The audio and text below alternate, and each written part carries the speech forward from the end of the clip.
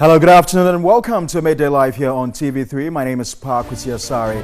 Coming up in the next 60 minutes, we've got a compilation of local plus international stories. 1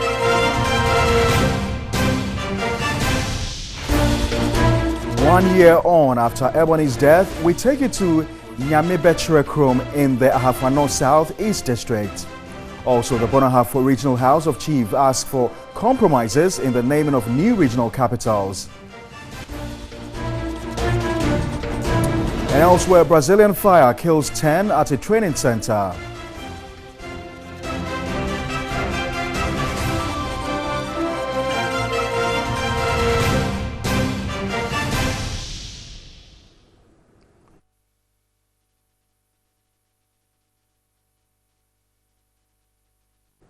We've got these and many more stories coming up in the next 60 minutes. Be reminded that you can also join us with your views, comments and suggestions on any of our top stories tonight. Visit any of our social media pages on Facebook and on Twitter. Now, a memorial service is underway for the slain investigative journalist Ahmed Hussein Swale. My colleague Komala Kluche is live from there and joins us with further details. Komala.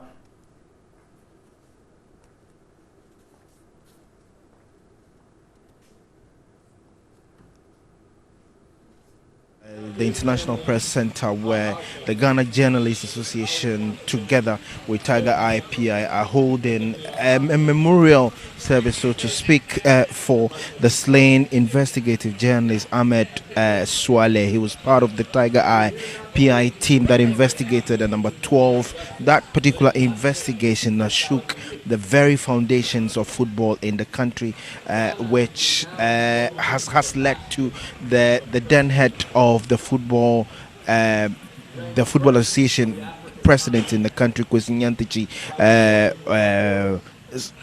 his suspension, and then also some other key players in the football administration of the country leaving the scene. Well, Ahmed was killed or assassinated by some two persons unidentified, though police are conducting their investigations. The family is suspectant of it. But one thing I must say, though, is that, I mean, you can see from the pictures, tributes are being held. We heard briefly from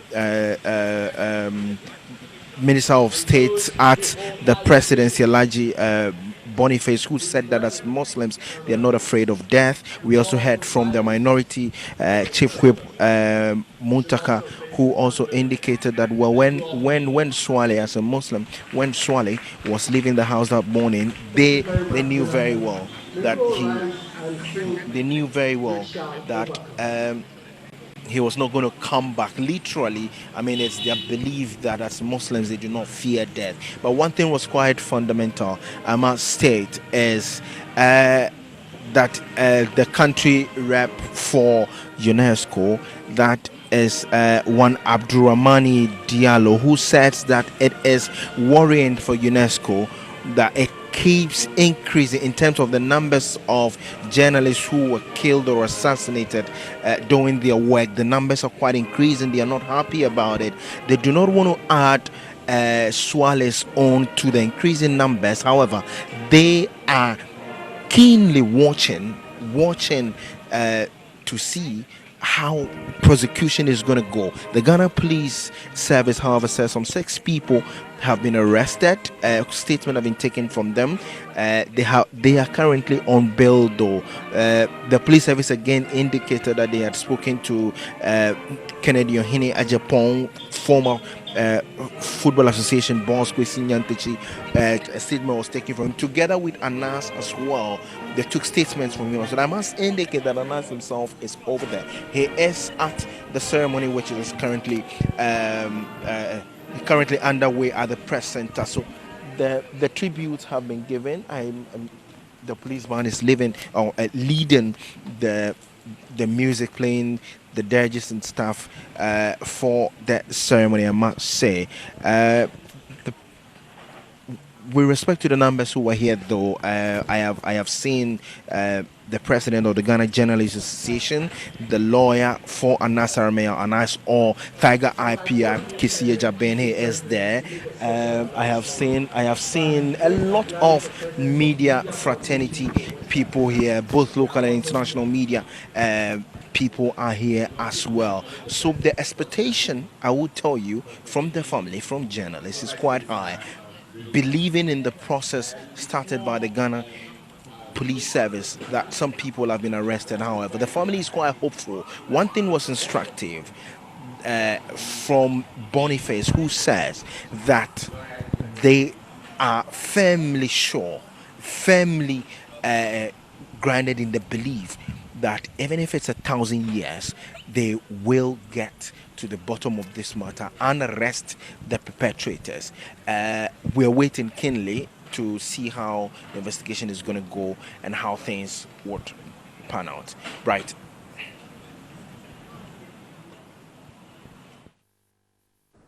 All right, so that was Kamala Kluche at the memorial service being held for the slain investigative journalist Ahmed Swale at the Accra, at the Ghana International Press Center. Let's go to the Bono-Ahafo region now, where the Regional House of Chiefs has appealed to communities to accept the outcome of proposed new regional capitals for the sake of peace and development. My colleague Larry Pakwesi Moses reports the House met at the House met with stakeholders to deliberate on the new regions. The forum was organized by Regional Reorganization and Development Ministry. The President will issue a constitutional instrument next week to officially establish the creation of 6 new regions in Ghana. The siting of the new regional capitals has been a contending issue between rival communities. The Regional House of Chiefs used the opportunity to encourage the people to ensure the creation of new regions would bring development to the area. The Omahene and the President of the House of Chiefs said most towns in the new regions satisfy the criteria for being selected as the regional capital. The Bono East region has been created. All that is left now is our regional capital. We will all accept the President's decision. The Minister for Regional Reorganization and Development reiterated the need for the processes followed in creating new regions. Whichever town Mr. President selects to be their capital will not weaken their unity, their determination to have development for their own people. And I think that is the message for all interested people.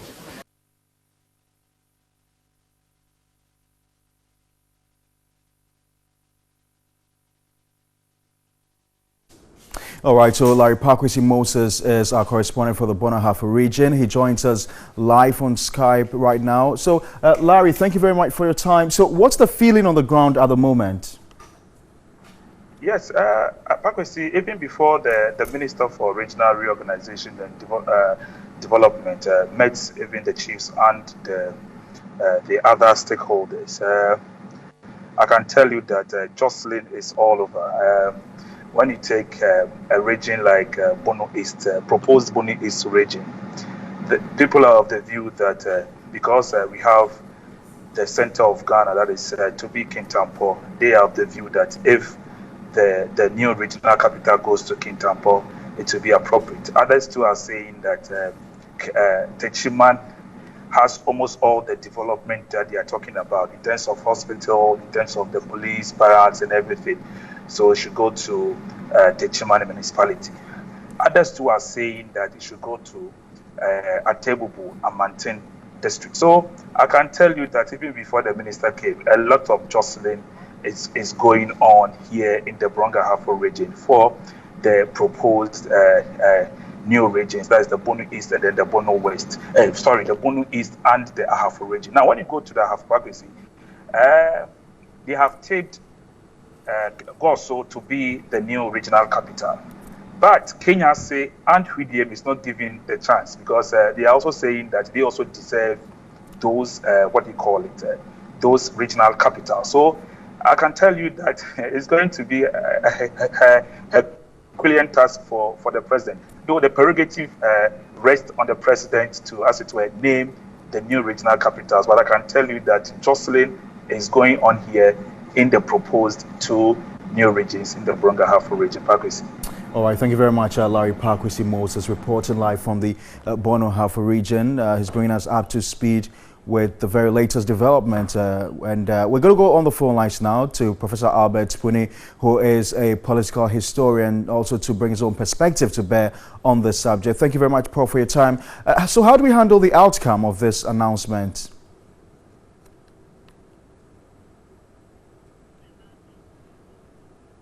Hello, Prof. Can you hear me?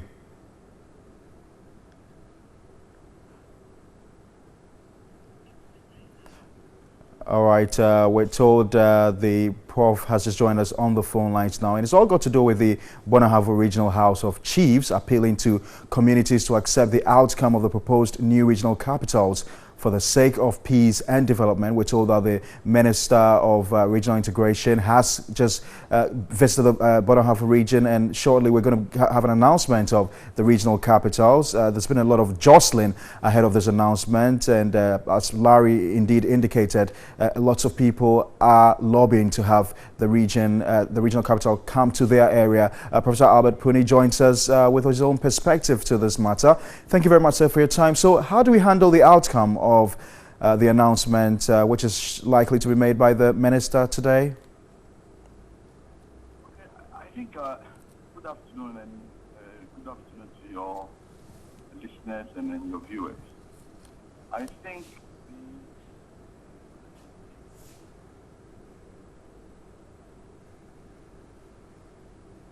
Hello?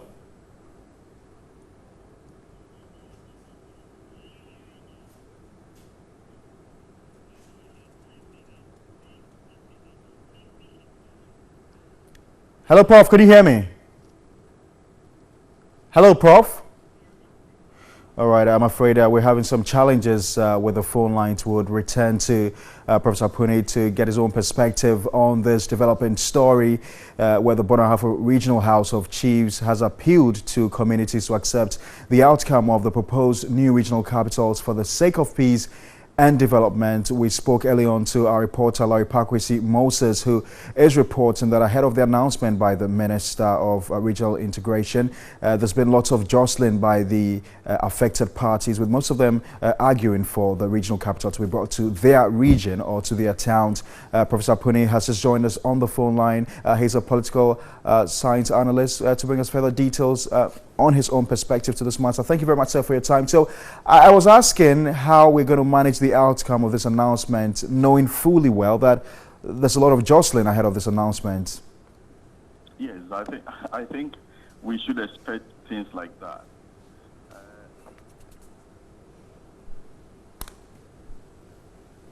Must be engaged, and we have to explain the rationale behind the creation of the region in the first place, and then the variables that goes into picking a capital, because not every place can be suitable for a capital.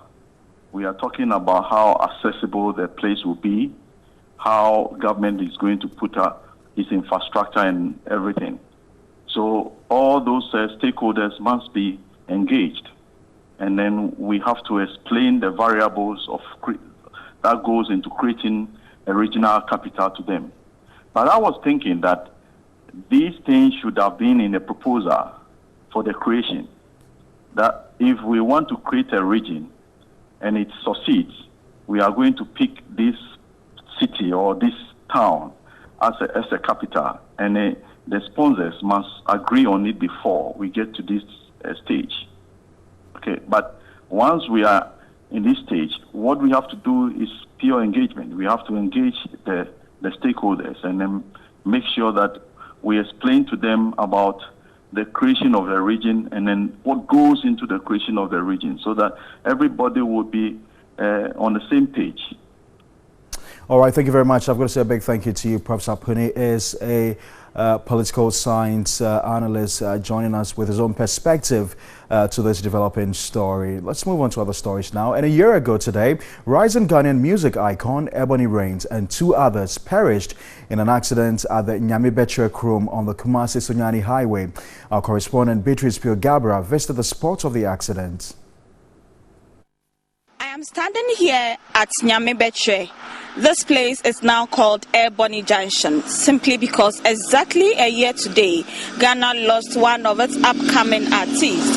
Her and 2 others perished as a result of a road accident here at this junction. A year on, the road the accident occurred is still filled up with potholes. When we came here, we can see some immediate actions that had been taken, and some of the residents here tells us that these immediate steps or rehabilitation exercise started immediately after the accident, and people were talking about the poor state of the Sunyani-Kumasi road. But a year on, what has happened? Are authorities waiting for other people to die before they work on this particular road? I have some of the residents here who will talk to us about what they think should be done concerning the poor nature of the roads on the Sunyani-Kumasi main stretch. Afipa penye ena onyumtuni eboni efrimu ewo nyame betre ha no mse ansa na onu be fimu no na accident akosuma ni pebi efifimu da onimana ende bebre ba I say accident no esi na ye ka ho asema na omo hwe authorities na omo hwe kwan no ho omo ba omo si o ye ba beye omo kwa eno anu no anti eboni de no esi ye no na enim se onukra wakoye public figure no omba gina enu su aye ba enukra ye worse anti enu de mo aba de ye besre se mufatu omwanim se na yesre mo even anajo udu ha de esi wa ha no enya sem ketwa wa hu anti se na yesre se eboni de ko munya to protect other lives no anka omu hwe enu so nya den na omumbeye kwan no enye den emfa maye.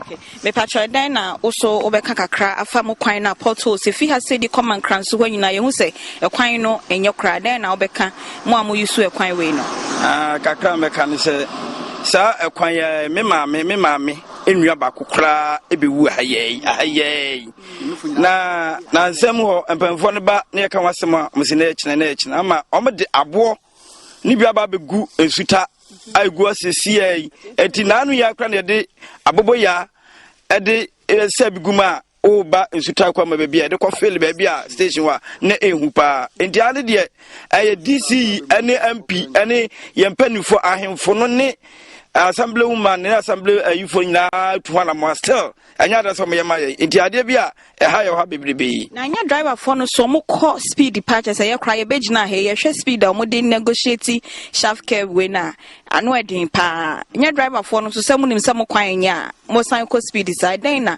mo amofo car mo so mo catch driver for no a driver for no on say atams no omo adwuma omo ye no to bebu aka asem bia kire na onfa ana obu okro ni kwama na o drive za kwan so enti ana ye tika ni mu ye catch on place masa aha no oba aha ye danger enti kwan ye sama da amuntu speed na si enti ana ye kasa chompa mo nim kwa so de o mu bedru o mu slow down se na be ya enkwafa kwan hye bia ma enti na zo bisa na de o no abra ye di eboni afidi da no edan na opese o man ni enye na mfa kai ne se ofi mu no ena yebeye sa ade we ahyenso de bi e wo ha ma accident so ekofom me de metimu se de metimu se eboni afinhia da ne de a ye srempanifo se omo de ombeya sa aha ekwan no aha no omu aha na ayi bridge ne bugumu enti ombetwa bridge no munya bridge no e ma se nsu betena fam no munya ankadum bi omunya ankadum se bia omde ayi bi besi wo se aha no sambol bi besi wo se aha no I send say dangerous place. I send neko. Ni so me say bit mama. Drop any bi we ni kwa makraba. Obetimi slow down my. Indeed, the road is in a bad shape. Aside how dangerous the drivers also ply this sharp curve here. We'll be following up to the District Assembly to find out from them what measures they are taking to make sure that the roads are safe so that residents and commuters who ply it daily from Kumasi to Sunyani and other parts of the country do not perish their lives through road crashes. Beatrice Piogabra, TV3 News, Nyamebetre. And here in the studios of Accra, this is a Midday Live on TV3. To other stories now, the Inspector General of Police has reassigned 122 men and women of the service. Now, key among them is a public relations officer of the CID DSP, Olivia Texan. She's been moved to the Marine, Ports and Railways area at Tema. According to a list cited by TV3, about 5 officers at the police headquarters in Accra have been transferred to other parts of the country. The IGP made several reshuffles in the year 2018. The ranks of some of the senior officers captured in the recent reshuffles are 4 deputy commissioners of police, 7 assistant commissioners of police, 17 chief superintendents of police, 25 superintendents, 16 deputy superintendent of police, and 21 assistant superintendent of police. The rest are non-uniform officers, which include 1 assistant commissioner of police, 3 chief superintendent of police, 11 superintendents, 10 deputy superintendent of police, and 6 assistant superintendent of police. The reassignment of one of the officers was, however, cancelled after the reshuffle. All right, so we're going to stay a while longer on this story. It broke out yesterday. Let's get on the phone lines now and speak to Dr. Justice Tonka Bear, who's a policing expert and teaches at the Cambridge University. Thank you very much, Doctor, for your time. So we've seen constant reshuffle or transfers since this IGP took office. What does it do to the service? Thank you for having me. Commenting on particular cases of transfers or reshuffles is often difficult because we don't know exactly what informs that decision, whether it's some sort of tactical necessity that is informing that. But historically, the police have always done this, and the justification has often been that sometimes some officers are needed urgently at other places, or that some police officers have become, as they put it, too familiar with the local population, by which they mean their professionalism has somehow become compromised. But I think the question for us to ask is, what strategic goal do these transfers achieve? What is it about the quality of our policing? And the constant transfers the appropriate way to deal with those issues? Well, some would say it's to help improve efficiency in the service. Well, moving personnel around certainly can improve efficiency, but what sort of indicators do we have to show that since we've been doing this, there has been any improvement in efficiency? I think what we require are much more thorough strategies for reforming the police to deal with those inefficiencies that the transfers are supposed to tackle. I think the transfers are essentially a patching job. They're not really dealing with the lack of innovation in policing. They are not dealing with all the other related matters. So the solution, even if transfers are a short-term measure, we have to think long-term about the kind of strategies that are required to bring greater innovation into policing in order to deal with those inefficiencies.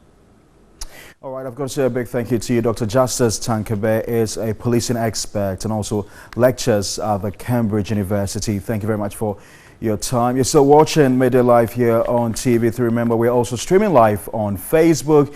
You can share with us your views, comments, and thoughts, as well as suggestions on any of our top stories this hour. Do well to visit any of our social media pages on Facebook and on Twitter. Right, so we're going to go to Tecate now and join one of our correspondents with very latest update on the issue of kidnapping in that region. Scores of Nigerians who are selling phones and their accessories here at the Central Business District of Tecate say they are living in a state of fear.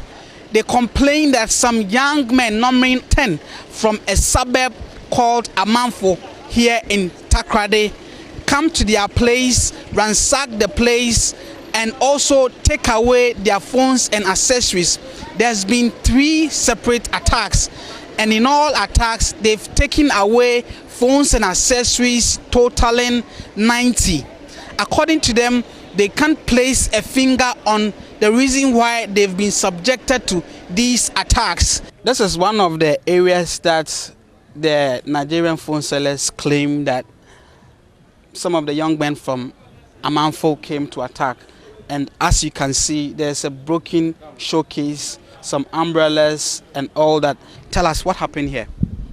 It was on Monday this week that the group of men from Amanfo came at the arena where we sell. As you can see, they came here with some weapons, some stick that nailed, including knife and cutlasses. So as they came, they scattered us and took all our phones. They took 25 of my phones, plus my brothers, their own, break our show glass and took all we have. Do you have any idea why they came to attack you? I don't know, but what I know is they are talking of kidnap Nigeria Kwasia, they kidnap our girls. That is all I know about. That's the only thing I heard from them. I've also been speaking with some of the shop owners around, and they tell me that some of the Nigerian guys are of good behavior, except that there are few of them who are engaged in some swapping business that sometimes lead to some confrontations around. Last week, certain young guys came to swap a phone, but when they realized the phone was not functioning well, so they came back to them that the phone was not functioning. So they rather, if they will change for them or they return their money. The guy refuses to change the phone or to refuse to. 64, the National Academy of Engineering is a private, independent, non-profit institution that provides engineering leadership and service to the nation. Election to the National Academy of Engineering is among the highest professional distinctions accorded to an engineer. Academy membership honors those who have made outstanding contributions to engineering research, practice, or education, including where appropriate significant contributions to the engineering literature and to the pioneering of new and developing fields of technology. Now, Sir Sam Jonah is one of 18 foreign members to be inducted into the Academy, which brings the total U.S. membership to 2,297 and the number of foreign members to 272. Individuals in the newly elected class will be formally inducted during a ceremony at the NAE's annual meeting in Washington, D.C. on October 6, 2019.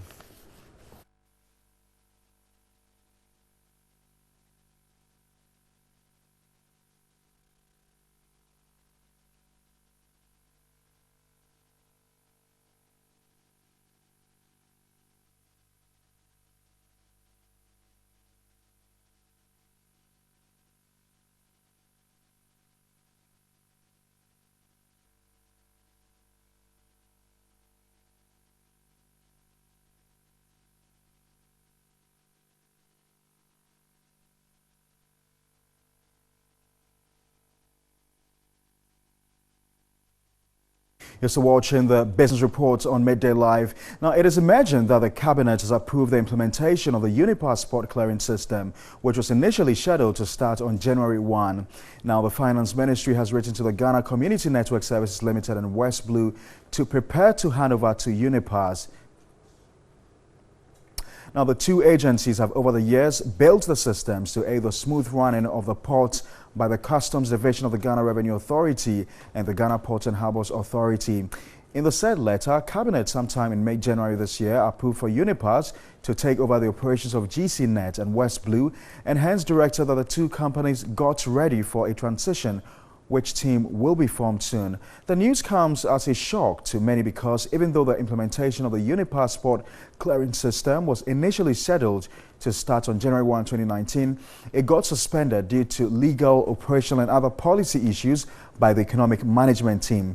In a directive contained in a decision note of the economic management team headed by the Vice President Dr. Mamadou Bawumia and dated December 20, 2018, the decision to suspend the implementation of the UNIPASS system was to allow for the use of the existing national single window while giving time to Cabinet to scrutinize the 10-year sole-sourced deal.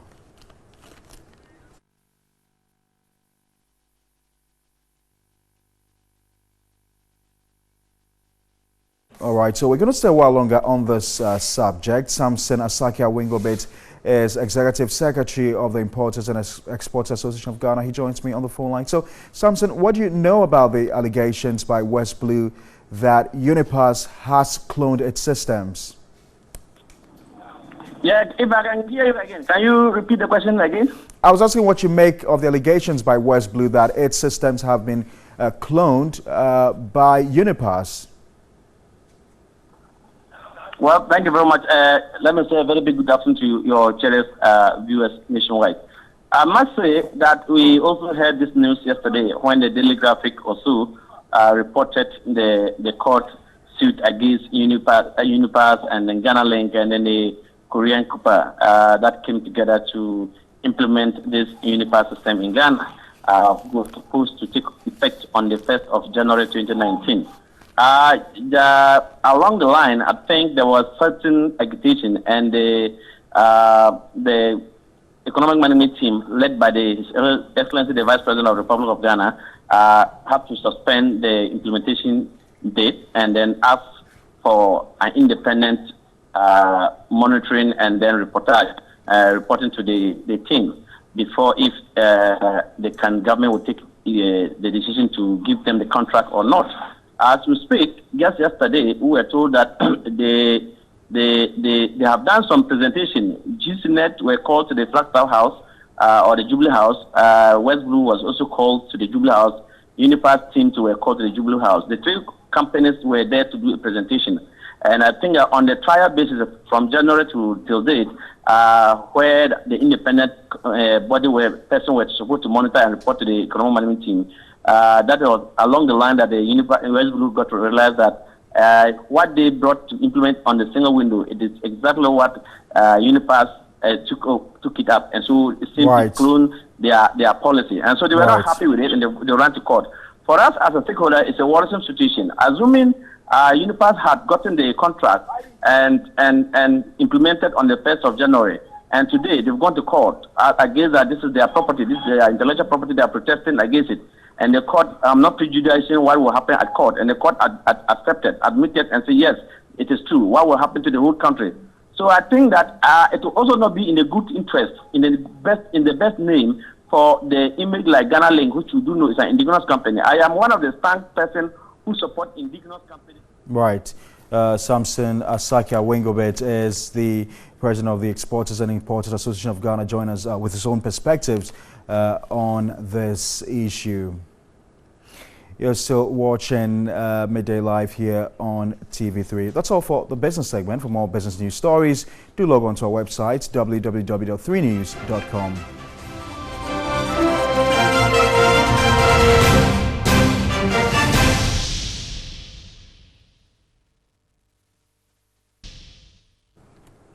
You're still watching Midday Live here on TV3. So, as I mentioned earlier on, the commission of inquiry that was set up by the president has been sworn into office by the president. Let's get live to the Flagstaff House.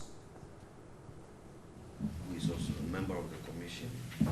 We have Mr. Patrick Acham. Into the Ayawaso West Wogan by-election event. I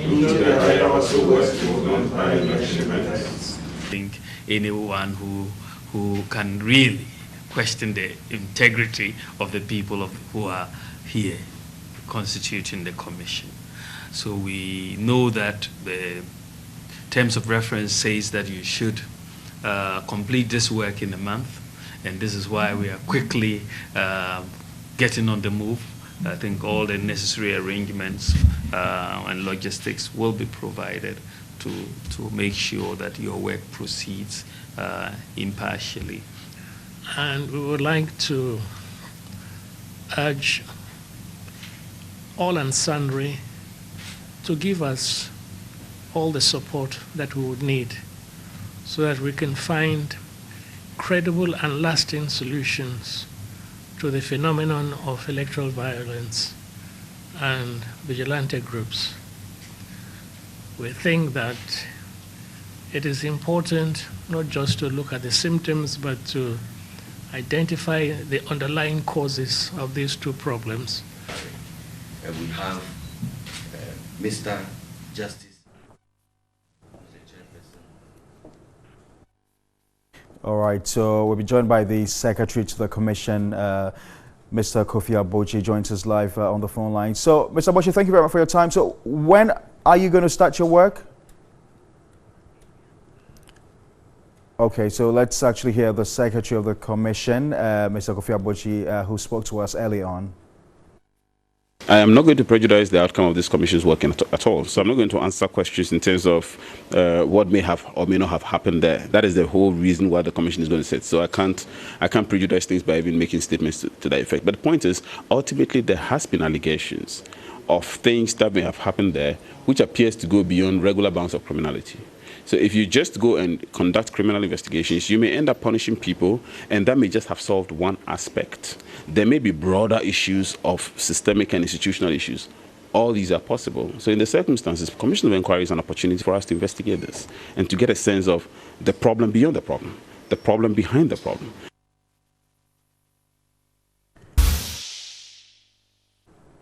You're welcome to the entertainment news segment here on Midday Live. Now, Friday, February 8th marks 1 year after the demise of dancehall songstress Ebony Rains, born Priscilla Opoku-Kwarteng. The date your father, hitmaker, died in a road crash on the Sunyani-Kumasi Road during the wee hours of February 8, 2018. Now, the memory of the hitmaker lives on a year after her death.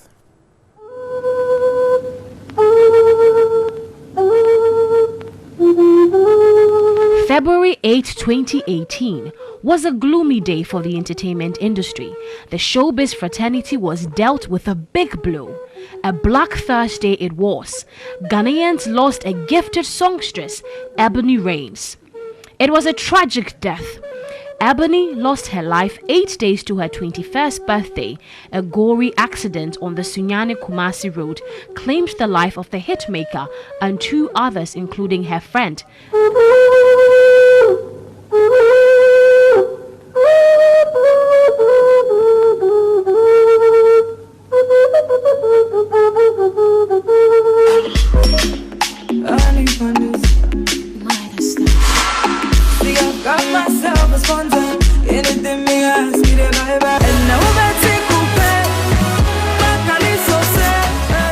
She was widely known for hits like Poison, Coupe, Sponsor, Date Your Father, and Hustle.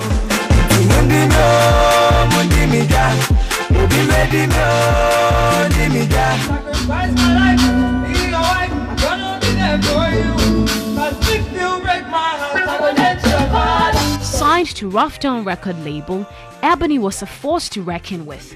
The campaign for her to be crowned Artist of the Year started days after her demise. And the Artist of the Year is Posthumous Award to Ebony. This is an award for Ebony Rains. It's not a sympathy award. She deserves it. In April 2018, Ebony made history, winning the VGMA's topmost award. She became the first female musician to grab the Artist of the Year since the inception of the awards in 2000. A year after her demise, memories of the Sponsor hitmaker still lives on. Everything happens for a reason, give thanks, so that's me, I do. One day you will know, these are the words of my mother, as I'm getting old, even now I remember. Meanwhile, some fans of the late Ebony Rains have been sharing fond memories of the hitmaker.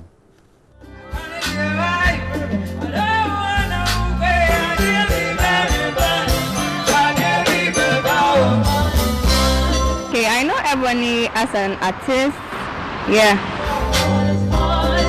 Her music, how she dressed, like always she's smiling. I have a lot of memories about her. She always tells the truth. And I like everything about her music, everything. She was very interested and very funny too. Mommy show, mommy show, mommy show, mommy show, mommy show. You know, I'm the more fan of Ebony. I like Ebony so much, you know. And one thing I can never forget about Ebony is the kind of person she is. She's very unique, to the extent that everybody talks about her. One thing that I'll never forget about Ebony is her song Hustle. I like that song so much. Well, that's all for the Midday Live. We came to you live from our studios here at Abisawe in Accra. For more news, you can log on to our website, www.3news.com. My name is Pa Kwesi Asare.